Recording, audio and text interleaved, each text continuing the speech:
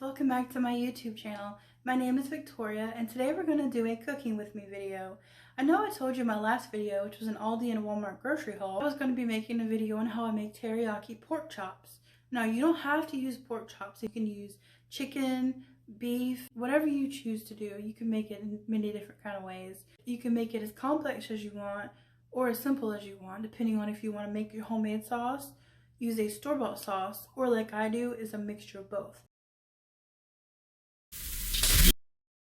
Okay, to start, you're going to have the meat laid out onto a flat surface such as a plate or cutting board and pat it dry. This ensures that the seasoning sticks. Now you're going to add salt and pepper, preferably using a larger granule of salt because the smaller one won't work as well for browning the crust. Now you're going to take ginger, which is a key ingredient when you're making a lot of Asian dishes, especially teriyaki. Next is lemon and pepper. You can also use orange peel if you have that. And then a little bit of onion powder, of course. And absolutely must have garlic. Garlic is a key ingredient in everything I make, pretty much. You can use as little or as much as you want, and then rub it in really well with clean hands, and then pat it in when you're finished mixing it. Flip it over, and what you do to one side, you do to the other. And also a quick reminder to wash your hands in between touching meat and seasoning bottles. That way you don't have any cross-contamination. That's a huge pet peeve I have when I watch cooking videos because a lot of people for some reason just don't do it.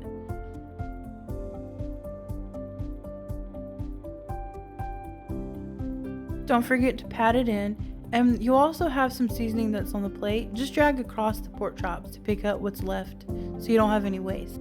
Now we're going to make our marinade with some ginger paste or fresh ginger if you have it, minced garlic, and then some of the teriyaki base that I showed in my haul video. I previously tried it to see if I liked it, and it's really good. Also some soy sauce, and a trick here is to pour some soy sauce into that bottle and shake it up so you can avoid having waste here as well. Mix in a little bit more soy sauce to get it to the perfect consistency, and then place the pork chops inside and mix it in, making sure that it's coated. Cover and refrigerate for 2 or more hours.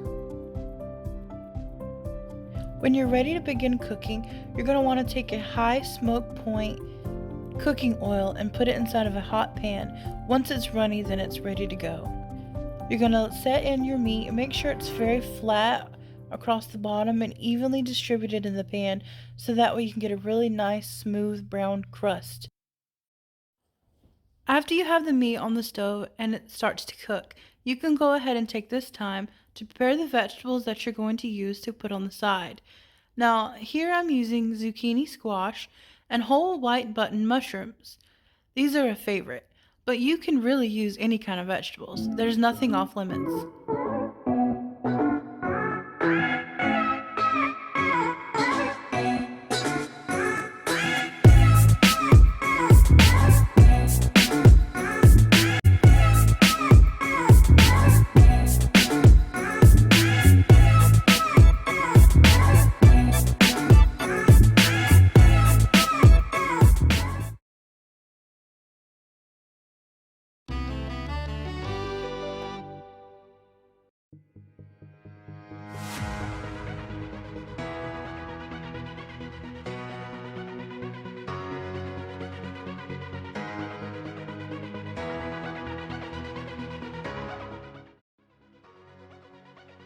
Once the meat is finished cooking, remove it from the pan, but don't rinse the pan out.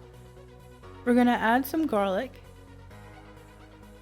and you can use as much or little as you want, of course, and then some ginger paste. If you have fresh ginger, this would also be great.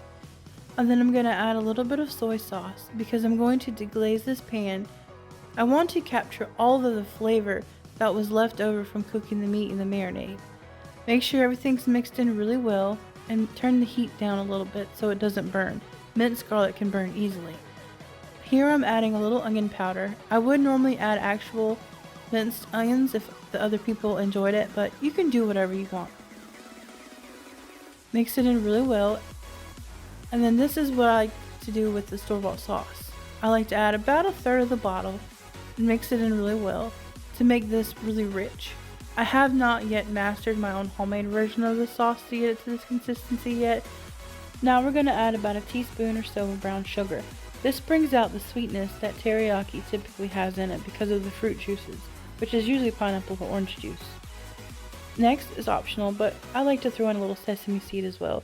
And please be careful because it's really hot. Turn the heat completely off now, and we're going to put in the pork chops and glaze them over and set the lid on it and let it cook on residual heat. Meanwhile, I'm going to go ahead and start preparing a frying pan for the vegetables that I'm going to saute.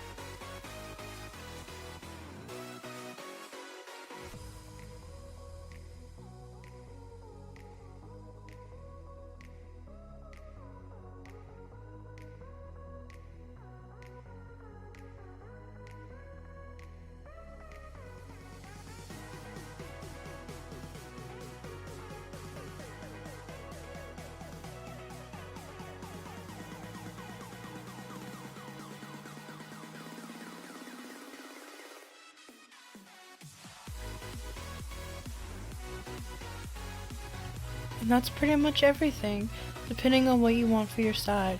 The pork chops are ready to go. Cut them up if you'd like and serve them over rice, cauliflower rice, or even ramen will work. If you do end up recreating this, leave a comment down below letting me know that you tried it, and also tag me on Instagram. Thank you for watching my video. Thank you for supporting my channel. I really do appreciate those of you who are coming back from my first video and those of you who are new. I hope that we can grow together. Thank you guys so much for watching, and thank you so much for being here.